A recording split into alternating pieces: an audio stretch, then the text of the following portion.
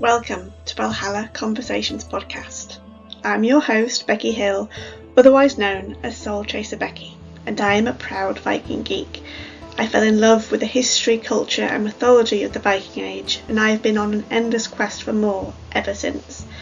Join me as I discuss all things Norse with those who have been inspired by Viking Age history and Norse mythology in their creative works, or those who have studied the sagas and archaeology, and review how such subjects are being presented to modern audiences today. If you like Viking stuff, you are welcome in my Valhalla, and I hope you stay for the conversation.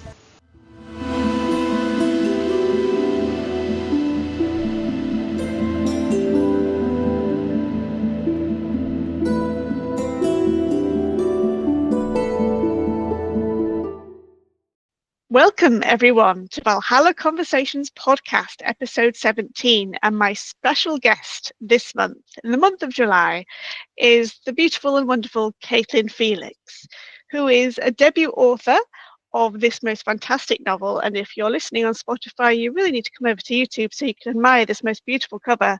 I'm holding it up, she's holding it up. It's of a majestic, magnificent longship, entirely crewed by women. That's right, people. You heard me. The women are bringing it home. They're knocking Uhtred out of his last kingdom and all sorts of other things. They're showing Ragnar Lothbrok how it's done, because that is exactly how you've done brilliantly. So Kaitlin, I will stop fangirling. Please introduce yourself and of course your wonderful, wonderful book. Oh, thank you so much for having me here. I've been so excited to talk to you about all of this. And I just want to say thank you so much because you were an ARC reader and I really appreciate it. As well, your review for Rand's Daughters was incredible and like literally made my entire year. So thank you. So my name is Kaitlin Felix, and my book Rand's Daughters came out March 4th of this year, and I am really excited to talk to you about it today. Well, I will, because I loved it that much, and I was one of the lucky few, the lucky and Hojar of her fellowship to read the book before it came out generally. I finished it in 3 days, ladies and gentlemen. It was that good. And it's been many years since I've read a book that quick and that intensely. I think since my Harry Potter days when I was a wee lass in my teenage years. But I'll read out the blurb to tempt readers and listeners into buying, downloading, and of course borrowing this book at all good libraries and bookshops. But then I'm going to shower them with the prologue because I absolutely adore the language in your prologue. So, is everyone sitting comfortably? Rand's daughters. So, ambition, greed, and betrayal. Gyda Fiskwife. You can of course correct me on the pronunciation. I'm going to say fishwife because that's the anglicization. I can't even say the word. I am English, I assure you, ladies and gentlemen. I just can't speak the language. Set sail to Al-Andalus with her misfit crew of women in pursuit of treasure and fame. And instead of gold, what awaits them is bloodshed and treachery. Snared in a twisted scheme, Gyda vows to reclaim all she has lost, her ship, her wealth and her crew. She will chase vengeance across the storm-lashed Irish Sea to the bustling trade hubs of Difflin, aka Dublin, and Jorvik, aka York, and ultimately to the frozen outposts of Iceland. Rand's Daughters is a saga of sea salt, blood and gold. Oh, what a beautiful tribute. A fierce and unyielding tale of 10th century Norse women who defy the odds and forge their own destiny in a world of violent men. I'm just going to swoon. Give me a second. Oh, and that You was just read a blurb, that excellently. That was so full of drama. I loved it. It's amazing well written, that blurb, because I remember doing my creative writing course at uni, and it was really hard to write a blurb for a whole novel. It's ridiculously hard. It is so hard. Oh my gosh. So Joshua Gillingham, so you've had him on your podcast before. He's an excellent creator. And he was also my editor for Rand's Daughters, and an amazing editor he is. But he and I went through this blurb at least 40 times, like tweaking it and perfecting it, and we went back and forth so many times. And this was the final version that we were both kind of like maybe it's okay. And it turned out to be better than we thought, because I think we saw it too many times. But yeah, I have a lot of things to thank Joshua for. But he is one of the masterminds behind this blurb. Well, I'm not surprised you said the word 40, because that's one thing I learned on my English degree with creative writing courses, that writing is all about rewriting and rewriting and rewriting and rewriting. And Oh, eventually yes. you do work out when to stop. Otherwise, you just end up undoing all the good that you think you've done. But it's almost such a cycle of self-doubt, self-critique. You think, oh, that's not good enough. That's not good enough. That's Constantly, not good enough. constantly. And Ah, I have bad news. It never goes away. It never stops. oh, well, I salute you, because you've done it. You've written the book. You've got it published. You've been through the editing, and you're out the other end. So I salute you, because I enjoyed it as a degree course, because I liked having someone set me deadlines. But then when there was no one to set me deadlines, I just procrastinated and became, well, I continue to be a bookworm, always have been. But then I went into cosplaying for a couple of years. And then COVID and motherhood came along. So that was fun. And so It's here an I am adventure. podcasting. It's an adventure. That's what life is for, right? It is, it is. Well, again, the editing on this book is phenomenal, because the language, it's just so immersive, so gripping, and it's just so, echoes so strongly of the time. It really is up there with the levels of Giles Christian and Bernard Cornwell and all my other favourite historical authors. You are among many on my bookshelf. Oh, Um, thank you. but just That's continue, Frank hugely Kelly. flattering, because both of those authors that you mentioned are some of my all-time favorites, particularly Giles Christian. So thank you. Oh, well, I will continue to spoil our viewers and listeners, if you'll permit me, dear viewers and listeners, of course. The prologue, it's only a page and a little bit, but it's the most beautiful, beautiful prologue. Begins, it is well known that when a child on the shore waves to their parent as they stand in the beast prow of a ship of oak, journeying from the home fjord to a far land and plunder beyond reckoning, that child goes away from the sight wishing to one day sail the swan road after them. Often they do. Still more often they die in the doing. just brilliant. And thus it should also be known that such aspiring sea striders must learn. Cracked hands and sun-baked skin teach the lesson of how salt and heat can dry you like jerky and kill if left too long without fresh water.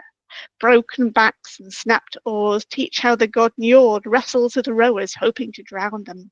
Thus muscles must strengthen until arms and necks are as corded as the ropes that lash the sail, and until the hull of the vessel cuts through waves like a thief's knife through purse strings.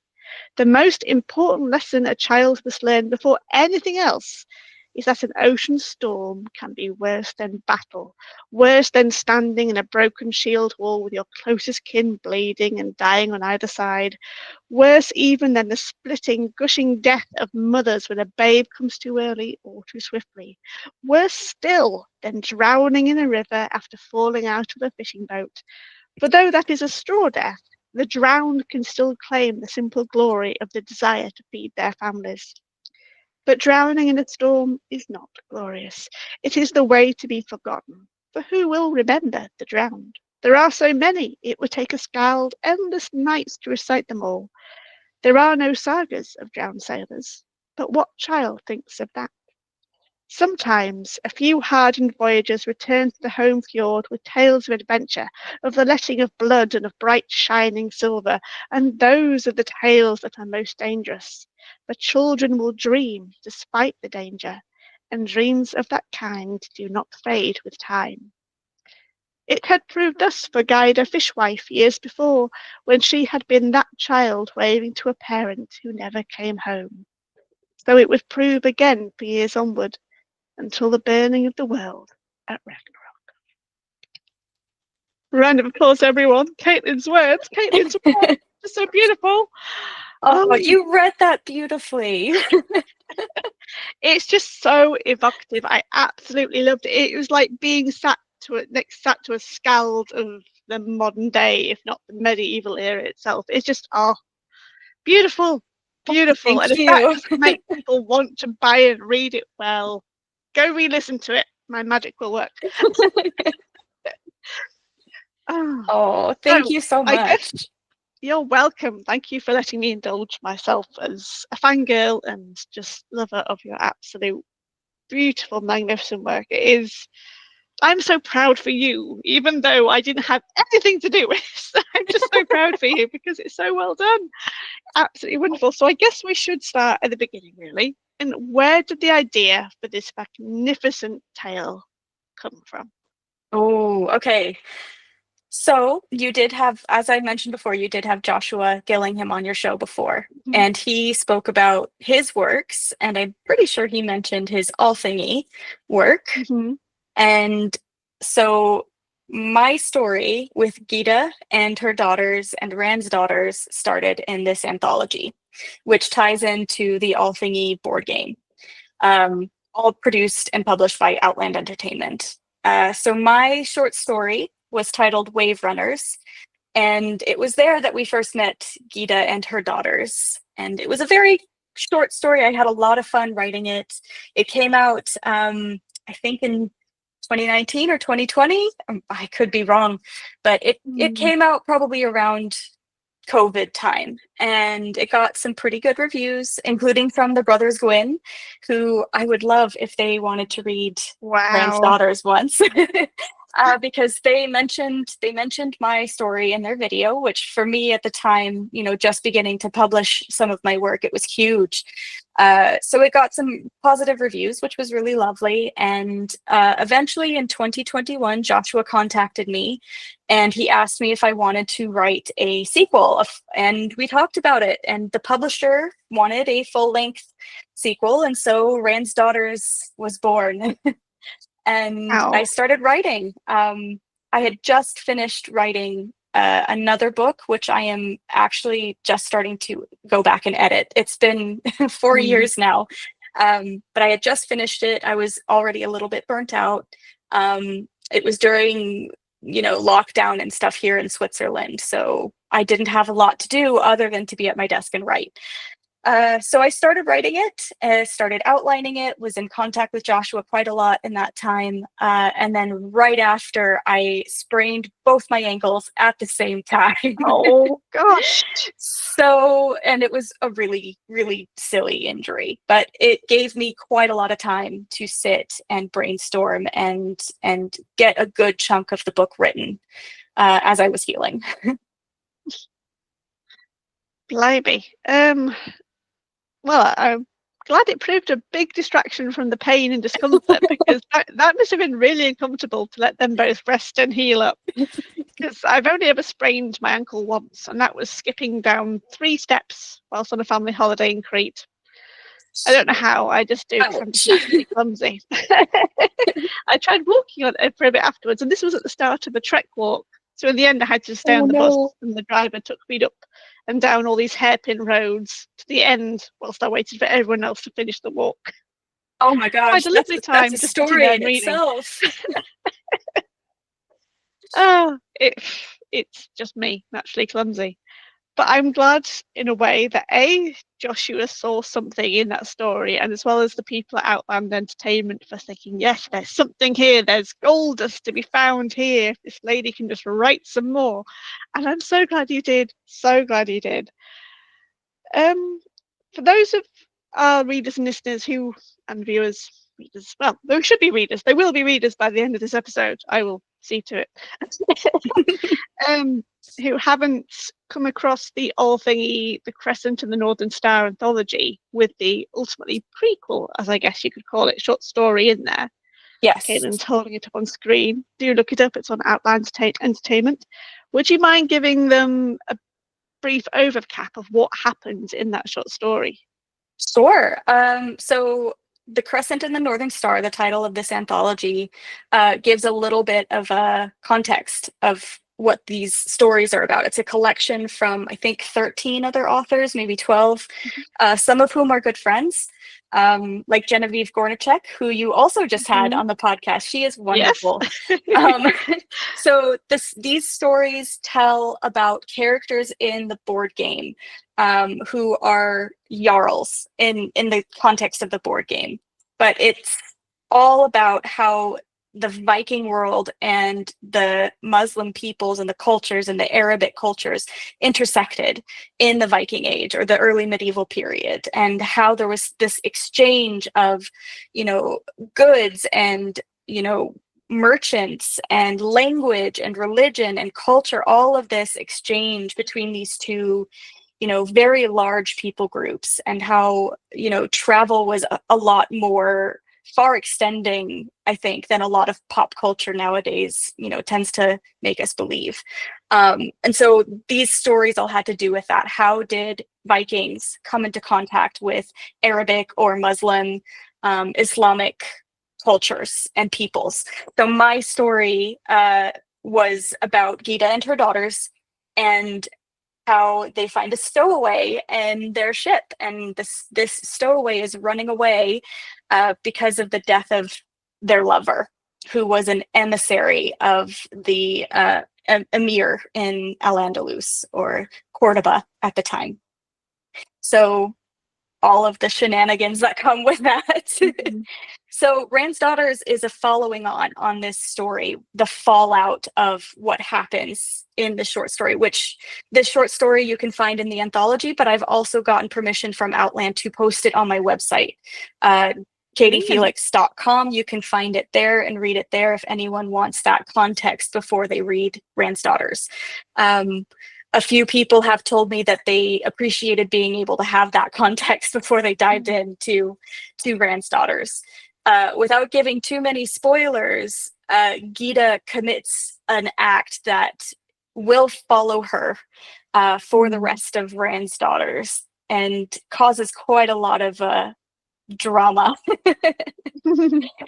Not the smartest decision of hers, but she stands by it. She is quite a character. She's got the recognizable, almost stubbornness that readers might be familiar with of Uhtred of Bebenberg from Bernard Cornwell's Uhtred, the Last Kingdom series. She's got the defiance, the bravery, but also a bit of the cunning to get through all the scrapes that she gets into, either from her own making or from people trying to deliberately ensnare her and trap her and almost make her into the women figure that most people think of when they think of Vikings, and that they're often the home keeper, the wife of the farmer, the wife of the fisherman. She is indeed known as Fishwife or Fiskwife, in Old Norse to a degree, but she has a strong trading network and knowledge and experience, because even in her initial short story, she's there trading, I believe, is she not? So which is interesting, because not many people think of women traders, both kind of like on a long ship, as she is beautifully depicted on the front cover, because they need ships to get the goods from A to B and Jorvik to Dublin and everywhere else in between.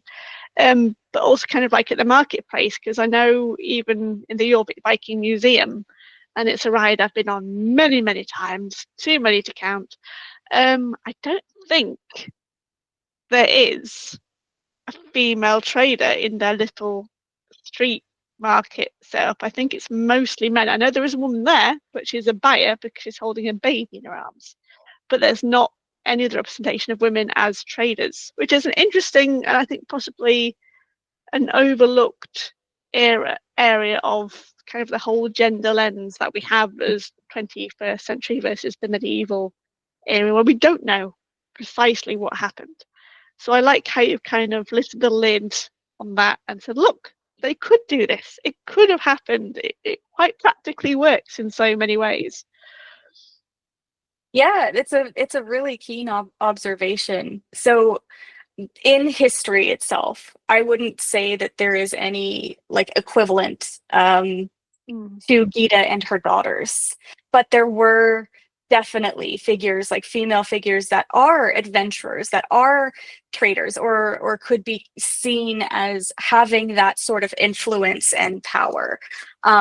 And I mean, as you know, I've heard you speak about this before, how women had a lot more freedoms than we think they did, especially in pop culture nowadays, movies and, you know, the accepted interpretation of history. But that's all being turned on its head now with archaeology and all of these discoveries and new scholarship and even gender expression, how all of these things that we had previously believed is being turned on its head, or at least there's new perspectives and new voices coming out within the scholarship itself and within archaeology itself. And that for me is really exciting, especially as someone who enjoys like archaeology.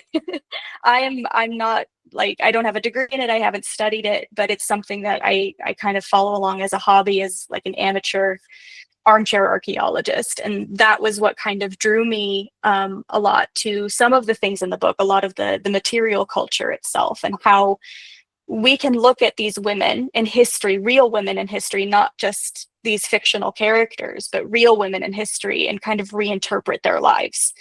And it's important not to look at history and create our own interpretation colored by a modern lens. So there were certainly hard things in the past. It wasn't ideal. We can talk about it and study it, but we should also remember that, you know, Vikings were considered violent. These Norse peoples and many other people groups were violent, and they did, you know, bad things, but they were also merchants, and they were also people, just people, humanity. And humanity is the same throughout all the centuries. That's a very, very good point. And I know when I did get to the end of the book, in your acknowledgements, I believe it was a professor to do with Dublin or Ireland at the very least that you thanked a lot for helping with your research. So tell us more about how much research and what your research journey was like preparing for this epic tale. I love the question about research. So right at the beginning, I had contacted the amazing Professor Claire Downham, and she is wonderful and so generous with her time and her knowledge. I had been looking for, you know, information on the lives of women in the early Viking Age, particularly in Dublin. And this is one of her, I guess, specialty areas. And I couldn't find a lot of that sort of research when I did my searches in the books that I own, or the scholarly papers that I looked up online. There were very particular details that I wanted to make sure I got right. I have like a stack of like 30 research books that I had been using also for my previous book, which is also set in the 10th century, early 10th century Jorvik. So I had a lot of material to draw from, but for some reason that one specific area was lacking. So I contacted Professor Claire Downham, and she was so generous with her time and her research and pointed me in the right directions. So I had to make sure that I acknowledged her in the back, because it was because of her that kind of opened the door to the rest of the research that really made this world feel real, at least while I was writing it. And I think it paid off. It is incredible. And I must ask, because the characters, and of course Gida and her daughters, as she calls them, which are the other women that she's basically recruited through time and fortune and just chance onto her crew of her trading vessel, they travel up and down, left and right over this Viking Age world. They kind of like, they go to the Middle East and they come back, and they go to Jorvik, and then they go to Dublin, and I think they ultimately end, I think the big climatic point is at the Isle of Man, and then they go up to near Scotland as well. And of course you've got quite a nice good few chapters set in Viking Age Dublin, which many people might not be familiar with, because of course Ireland was a hive of Viking activity. They got involved in Irish politics and land and kings as much as they did with the English, but of course we English don't think of that part. We just think of us and then everything else east. But no, they were very much in Ireland. So did you almost have to have a route in your head as to where Gida was going to go and then research those bits, or did the story take you there first and then you had to research? I'm just trying to unpick how on earth you wove such a beautiful tale. Yes. So yeah, so it was sort of it took me along the journey as I wrote it. I did have an idea of like where I wanted Gita and the daughters to go. I did know I wanted to end up in Iceland, to tie in with the Althingi board game, because in the board game Gita is a ruler in the game. And so that needed to happen. I knew that that needed to happen. However, I also wanted it to continue and to have consistency with the short story that I wrote. And in the short story, they are sailing to Al-Andalus, or modern day Spain and Portugal. And so I wanted to start off there, as kind of that continuation, and to follow the consequences of her actions at the end of that short story. And so I knew I needed to do that, and I knew the next stop would be Dublin or Dublin, and I didn't know how much time we would spend there. So that was kind of a surprise as I got to that part, where Gita must leave Dublin and she goes to Jorvik. And for me, that was kind of a welcome surprise, because I had done so much research on Jorvik and Northumbria in the 10th century, particularly the early 10th century, while I was writing my previous book. So that I felt familiar with it. It felt like going into the familiar waters, so to speak. So it was a welcome surprise, but what I didn't expect was to go on to the Isle of Man, because I have never visited. I didn't know much about it. In the terms of my research, you know, Ireland and the Danelaw in England, the Isle of Man, Scotland, all of these lands were so interconnected with trade, sometimes even sharing kings. There was a lot of turnover with kings and rulers and jarls and all of that. So it was a lot of fun delving into that research, into the real history, but also getting to know these places, which was also sort of difficult, not being able to visit these places in person. I have been to Jorvik, or I've been to York, and I visited the Jorvik Viking Museum, which was so much fun and so excellent, and I can't wait to go back again. I've never been to Dublin, and that's a place that I've always dreamed of going. So I had to really figure out a way of like putting myself there in my mind. And not only that, but to go back in time and put myself there. And I really wanted to reflect that. I wanted these places to feel real to the reader. And some of the feedback I've gotten is that they really felt like they were in these places, which for me is a huge compliment. I wanted to feel like I was really there, and that these characters were feeling and seeing presumably what, you know, could be there. So yeah, it was a really fun part of writing the book, getting to go to all of these different places. Some of it was known and some of it was a surprise. Well, there's one scene that always sticks in my head from Ida's time in Dublin, which is where she's waking up from what can be described as a Viking Age hangover of sorts. And she notices like there's a hole in her daub and wattle wall. And she's like, oh, that's another thing I need to pen. I'm like, oh my gosh, that must be so unbearable for Vikings to wake up and think, oh my gosh, I've got to patch the wall again, I've got to get the cow dung, got to get the straw, got to mash it all up, and kind of thing. Kind of like, it's almost like me waking up and thinking, oh, I've got that to wash and that to put away and those things to wash and that to hoover. And I'm like, I could relate, but it brought the humanity, as you said from the start, through into that time and setting. And we are human, and of course you've got such a beautiful, diverse array cast of characters, of ethnicities, of nationalities, ranks. You've got kings, you've got princes, you've got jarls, you've got sons of people that keep causing problems. I'm trying not to spoil it too much for the listeners. You've also got, I mean, I'm fascinated about the member of the crew, and I'm going to apologize, I can't remember her name, but I know she uses what we would call sign language because she is mute. How did he decide to have that character involved? Because a wonderful representation, because we often think of that mutism and deafness as quite kind of like a 18th century onwards type thing, but it must have been around for generations before then. I mean, we don't even know what the people did in Shakespeare's time, let alone in the Viking Age world where medicine was not a thing.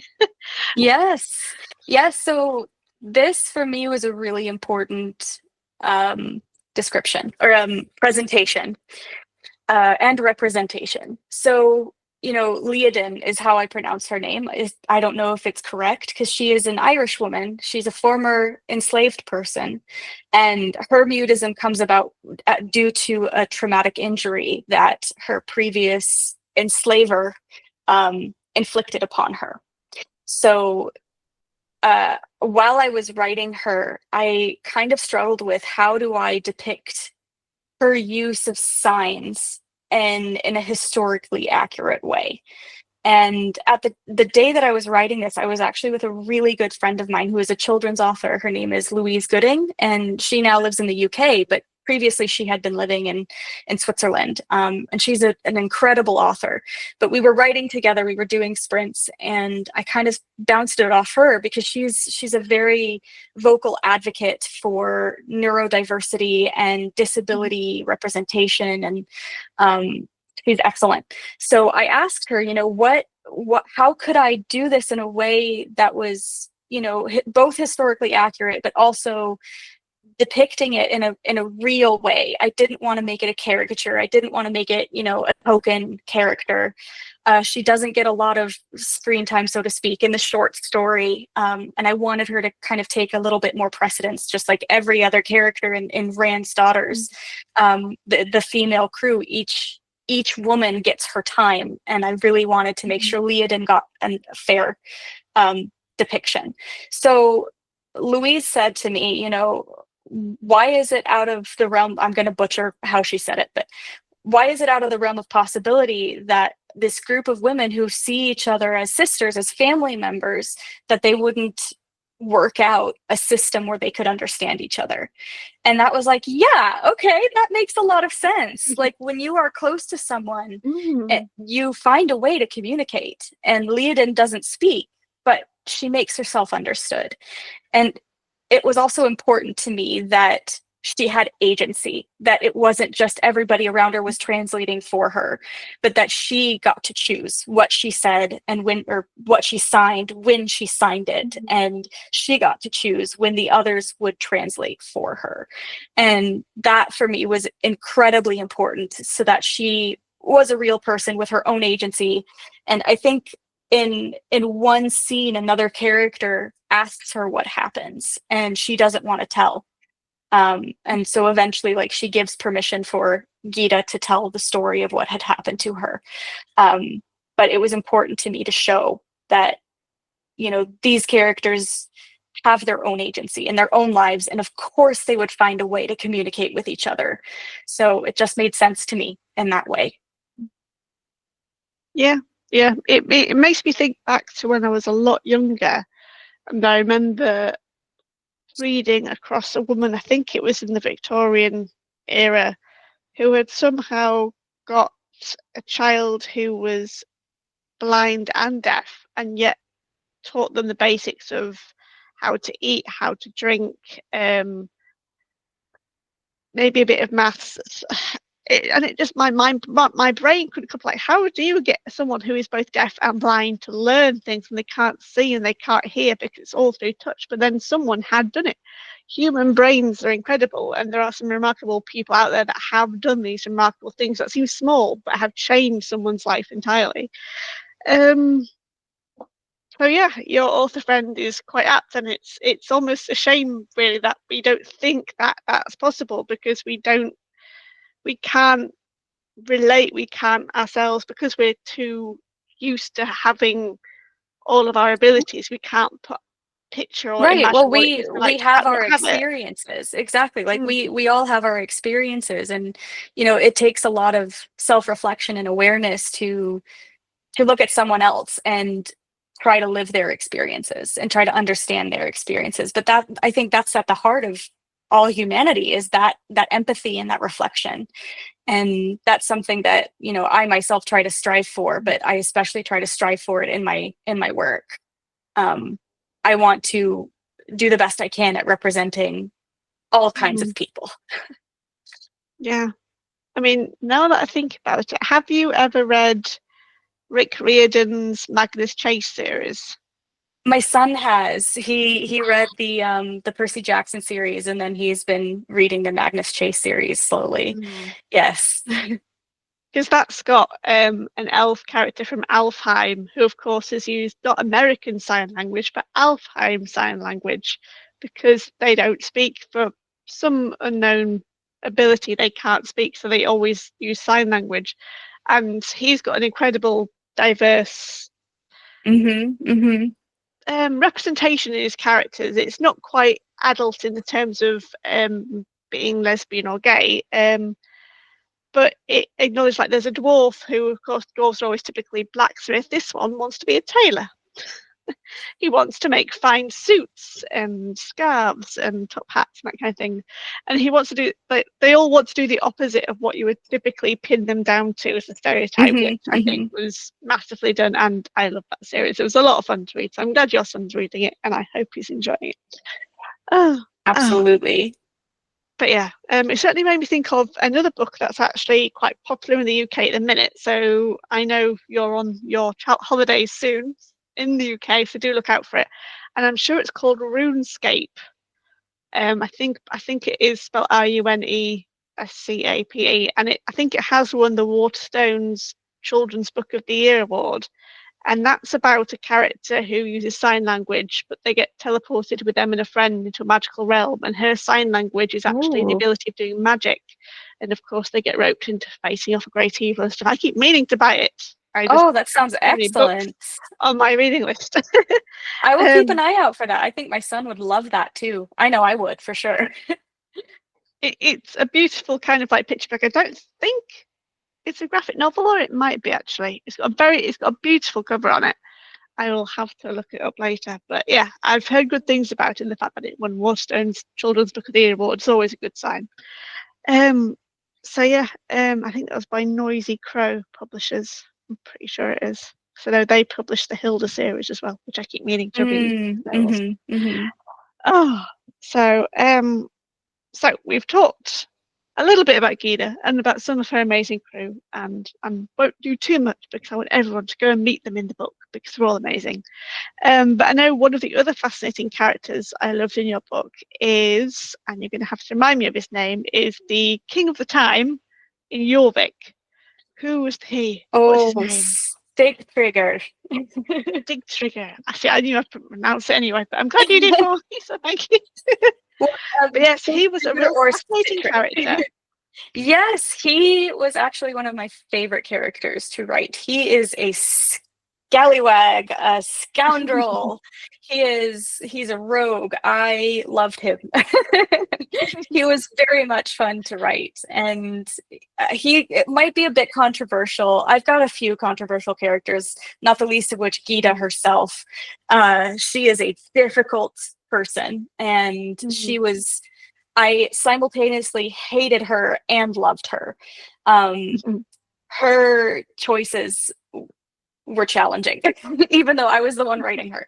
But so Sigtrygr, he kind of surprised me. He is a real historical figure. A few of the other characters are based off of historical figures, or are an amalgamation of several historical figures that I've, combined and fictionalized. There's a lot of liberties that I need to take as a fiction writer. That's pretty normal. Sigtrygr himself is a historical figure. He was at one time king of Dyflin as well, and I think as well the Isle of Man before he became the king of Jorvik. And during this time, about 921, 922 CE, I'm pretty sure that's about the time when he is king of Jorvik. We're not 100% sure how old he was. We think that he was kind of a young man. Maybe not particularly young, but I've aged him to about 30, 35, 40, around there, in his maybe late 30s, whereas Gita is, in her 40s to 50s. So I've given him this scallywag scoundrel characteristic, and he's kind of chaotic, he's unpredictable, he's moody, he will go from one extreme emotion to another. He will be angry one moment and then playful and childish the next, and always murderous and chaotic and bloodshed and all of that. But he was a lot of fun to write, and I wanted to kind of carry that thread through all the way to the end. So yes. Yeah, he's a beautiful, I want to say almost reflection, if not perfect balancing counterpart to Gita in the scenes where they are together and either working together or striving against each other for one reason or other, because they each are very much driven by their own agenda and their own motives, which I quite like. Especially, I can still vividly remember the scene where she meets him in his hall just before something dramatic happens, and I'm not going to say what because that'll spoil it. But yeah, he was fascinating. Because of course, other male characters I can remember distinctly are the current Jarl, if not Lord, that is ruling Dyflin in place of the King of Ireland or the High King at the time. So was he based on another real historical figure from? Yeah, so Jarl Olavi, so he was an amalgamation of a couple of different rulers at the time. Some of them were, of the time period, some of them were later. There was no Jarl Olavi in Dyflin at the time, as far as I know. I think there was a Jarl Olaf at some point, but they're not the same person. I borrowed the name, essentially. The king that I mentioned very briefly, King Guthroder, he was the king at the time. And, for the purposes of the story, I needed to kind of have him out of the picture. So he didn't feature in the book at all. Instead, like Olavi, because he's very connected to Gita, without spoiling too much, he and Gita are very, very much connected in their history as well as in the present circumstances of the plot. So he was a really interesting character to write, because for Gita, he's a bit of a villain, or not so much a villain as an antagonist. Whereas from maybe the reader's perspective, or even from Olavi's perspective himself, he's only being reasonable. So it was interesting to, take a few of the characteristics of the time of how reputation worked and how responsibility as a leader to your people worked in the Viking Age. These people are not kings in the sense of, deserving undivided loyalty. They owed their people their loyalty and their protection and their service just as much as they expected that in return. And so Olavi has this burden of looking after the people that he's responsible for, one of whom is Gita. And Gita chafes under that. So I really wanted to depict that particular part of Viking Age culture and expectation, and how much Olavi has this responsibility and this burden upon him as a ruler, as a leader. So he was an interesting foil to Gita as well. Yes, there are just so many characters in your stories, actually, so many. And it's such a beautiful, eclectic, crazy mix, and they come from so many different spheres and levels of society and professions and positions and wealth and everything. And it really is an amazing book, and I'm so proud of you, and I'm so glad to have gotten hold of it first. But yes, it's amazing. And I do encourage anyone to go buy or download or borrow Rand's Daughters if it's in any good libraries, because it is truly worth a read, especially if you are fans of Bernard Cornwell or Giles Christian or Justin Hill or Theodore Brunn. I could go on and on. Just go read it. Just go read it. You'll enjoy it. But seeming that you mentioned another book that you've written, which is set in the 10th century in Jorvik, I haven't come across this one from you yet, Kaitlin. Are you able to tell us more? Maybe.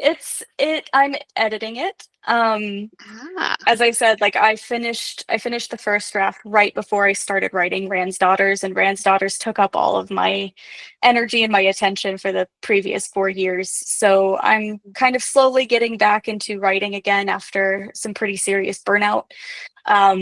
So I'm looking at starting to edit that book. But yes, it is set in about 920 CE in the countryside of Northumbria around Jorvik. And it is, interestingly, based off of the mythology of Sigurdrifa, the Valkyrie in the mountain, the sleeping Valkyrie in the mountain, oh, from, I think, the Poetic Edda. yes, the Volsunga saga. Oh, or if you want to be more romantic, you could call it the oh my God, the word just slips right out of my head like Loki stealing a thought. The Germanic one, the Germanic tradition, the Nibelungliad, Yes, Nibelungliad. I can yeah, never the pronounce that one. Nibelungenlied. Like, yeah, yeah.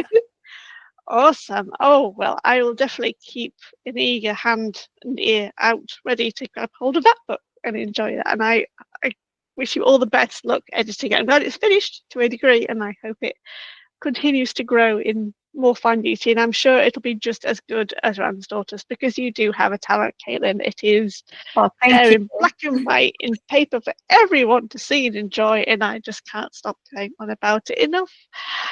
Oh,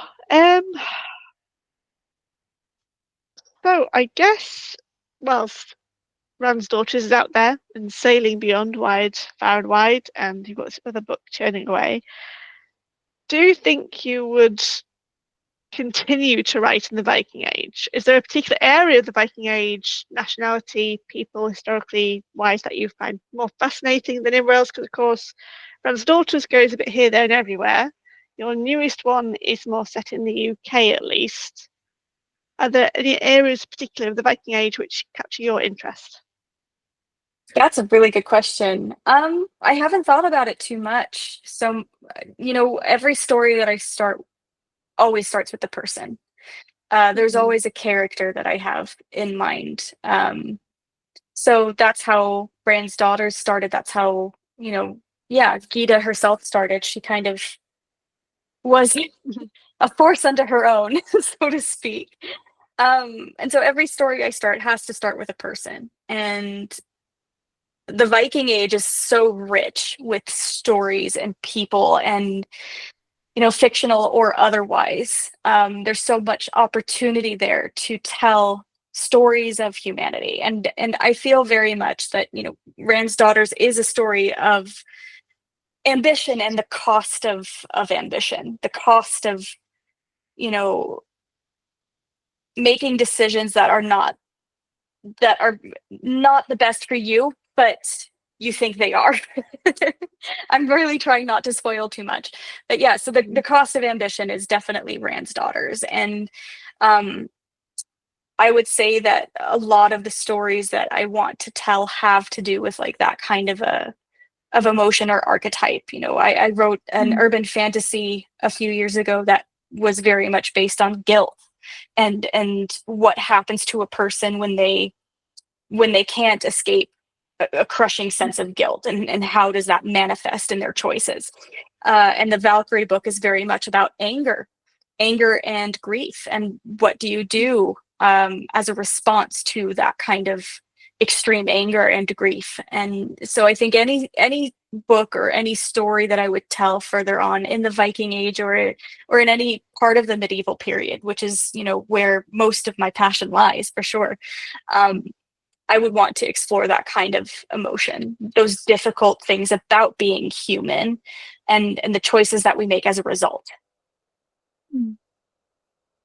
That's really great to hear, because that just has echoes of every good, really good best-selling author out there. They have such a strong connection to their characters, not just the time or the context, the geographical setting.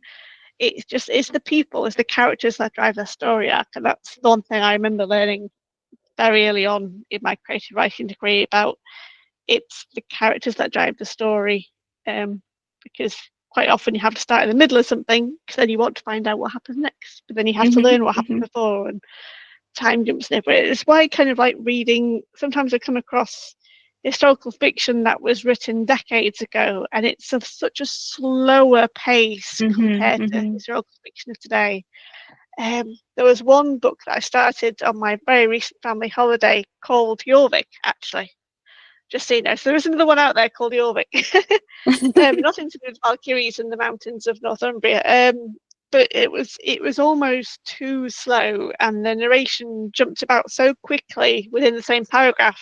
It just almost made me feel dizzy, and so I put it down and I picked up another one, more modern one. I thought, yes, this is it. It's like fast paced. It keeps me turning the page. It keeps me wanting to know more.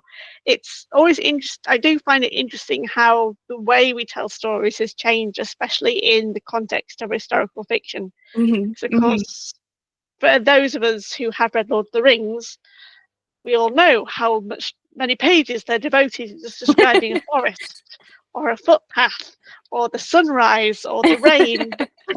But that's because they had nothing else to do back then but read books. There wasn't that much TV around. I mean, there is a sort of degree of escapism in any story, and particularly in historical fiction, people pick it up because they want to be transported. They want to time travel. They want to be in that. At least that's how it is for me. I want to time travel. I want to be in these places and meet these people and experience these events. And yeah, we, those stories have their place. Those older books had their place in their day. And I think that, the way that we tell stories will always continue to change. And especially with like the rise of AI storytelling, which, as an author myself, I feel very conflicted about it. As a storyteller, I don't know if I necessarily like machines telling stories for me. However, as people, it's about how people consume, I would say, how people consume their stories, how people look for that escape, how people look to time travel or to experience things that they don't experience in their own life. And I don't think that will ever change. We as human beings crave stories. We tell stories to each other, to ourselves. We consume stories from others and all around us, and that will always be the case. That is superbly put. I applaud that sentiment entirely, because that is, but I'm sure many other listeners and viewers who are readers, who are bookworms, will just their hearts will beat well with that statement. It was beautifully put and very well explained. I can't really talk more about Ram's Daughters, not spoiling it for everyone. So everyone, go away and read it, and then let me know, and then we can talk about it. Because it's just phenomenal. It is really phenomenal, and I wish you best of luck with the next one, because I can't wait to see what more your talent will produce. It's just going to be amazing. Thank you. Thank you so much. I will absolutely keep you updated. Well, you've mentioned my catnip word of Valkyries, so I'm definitely going to be messaging you after this recording saying, tell me more, tell me all your secrets. I shall divulge all the secrets. You don't have to. You can just say, Rebecca, shush, I'm editing. But another thing we've also got slightly in common that I will just plug away, just because I love to mention it, is we were both on the Vikings and Valkyries podcast. Yes! Which is an actual play, D&D style tabletop roleplay game, although virtual top roleplay game, led by the master and genius that I call Mr. Vikingverse, otherwise known as Ian Stewart Sharp. Excellent. Yes. Kaitlin represents Gina very well. I got very strong Gina vibes from your character in that. And in fact, no, did you actually use the name? I'm pretty sure you used the name as well, didn't you? Yes, we did. We did. A modernized, futuristic, different type of Gita Fiskvi, but all the swearing and bloodshed was there.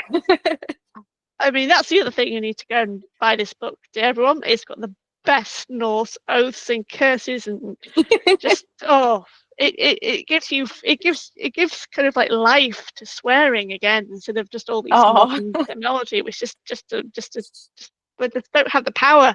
I have to say that was another really fun part of writing this book, was coming up with all of the crazy swear words. It was so much fun.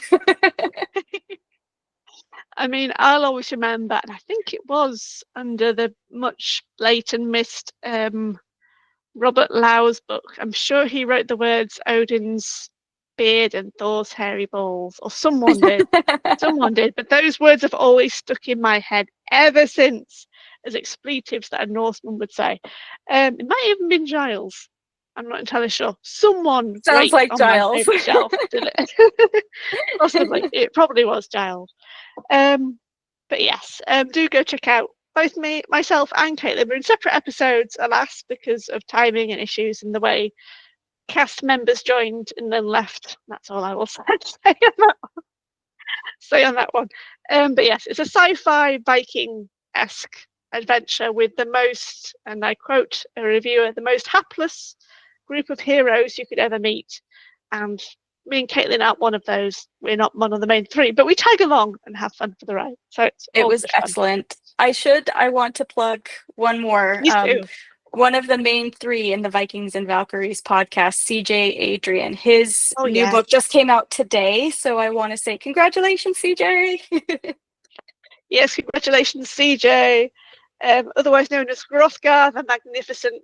May he forever live on, riding his giant sea worm into the sunset at the end. Sorry, spoiler alert. Spoiler alert. But yes, he is phenomenal. I've got his books on my Kindle to read. I've got so many on my Kindle to read, as well as on my shelf to read. I had no time to read, but my kid is going to school soon, so maybe I will have time to read. But yes, so yes, that was a wonderful recap and roundup of everything Nordic between me and Kaitlin and anything else in between. There is lots, because we're often messaging each other outside of podcasting. Yes, we are. We just definitely. Like, oh, have you seen this? And have you seen this? And it's awesome because we have a connection. We have North hearts, so it's all good. But I know it with the time zone difference, and we are doing this in the evening, and we are both mums, so I will let you go back to your sleep so you can have dreams, so that talent can be bright and fresh for the morning's editing and so on. But last but not least, ladies and gentlemen, please do go buy Rand's Daughters, out now in all good bookshops, libraries, online, offline, Outland Entertainment. Go buy it. You will not regret it. It is stunning. And if not, rewind and re-listen to me reading the excellent prologue as well as the blurb. Thank you so much, Kaitlin, for joining me on this month's episode of Valhalla Conversations podcast. Thank you so much. It was such a pleasure talking to you. I can't wait to come back on again. I'm sure we will find something, because we have had you on before, back in episode 8, I think, maybe episode 5, when we reviewed Ragnarok, the Netflix TV series. Yes, that was so much fun. That was a really interesting conversation with some great people. Yes, that was. It was an amazing trilogy. And again, please, viewers and listeners, go watch Ragnarok. You won't regret it. It's Norse mythology done properly without the Marvel magic. In terms of coming up, viewers and listeners, for episode 18, we did have a guest. He's unfortunately had to pull out. So I am now trying to trap someone else to come on for episode 18 in August. If not, we do have more episodes definitely booked in for September, October, and November. I just need to fill December. So we're nearly completing a full year of podcasts. So I do hope you can subscribe wherever you're listening or watching today and continue along and return and join me in my humble Valhalla, where we talk all things Norse. Thank you once again, Kaitlin. It has been amazing.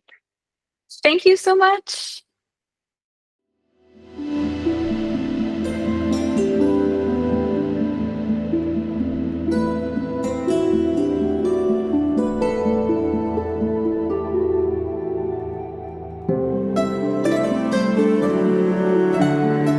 Thank you very much for listening to this episode.